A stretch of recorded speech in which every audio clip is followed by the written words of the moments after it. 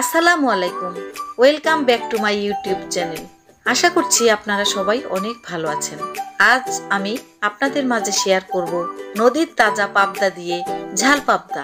তার পূর্বে অনুরোধ থাকবে, চ্যানেলটি যদি আপনার সাবস্ক্রাইব না করা থাকে তাহলে এখনই সাবস্ক্রাইব করুন।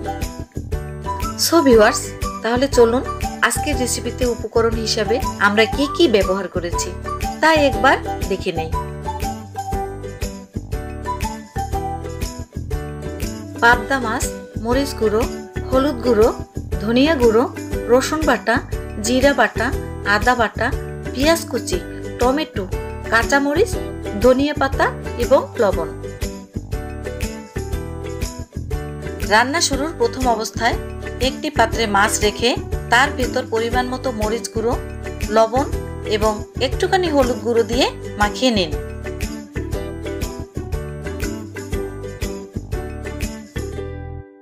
এরপর একটি প্যানের মধ্যে তেল গরম করুন এবং মাছটি হালকা ভেজে নিন।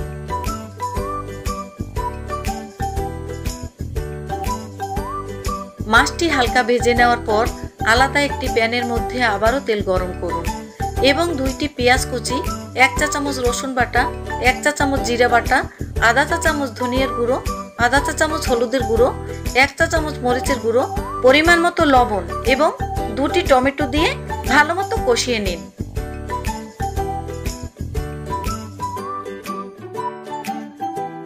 সম্পূর্ণভাবে কষানো হয়ে গেলে পরিমাণ মতো পানি দিন এবং পানি ফুটে আসার পর মাছ আর কাঁচামরিচ দিয়ে হালকা আঁচে কিছুক্ষণ রেখে, অর্থাৎ যখন মাছটি মাখা মাখা হয়ে যাবে তখন রেসিপিটি চুলা থেকে নামিয়ে নেওয়ার পূর্বে ধনেপাতা দিন এবং পরিবেশন করুন।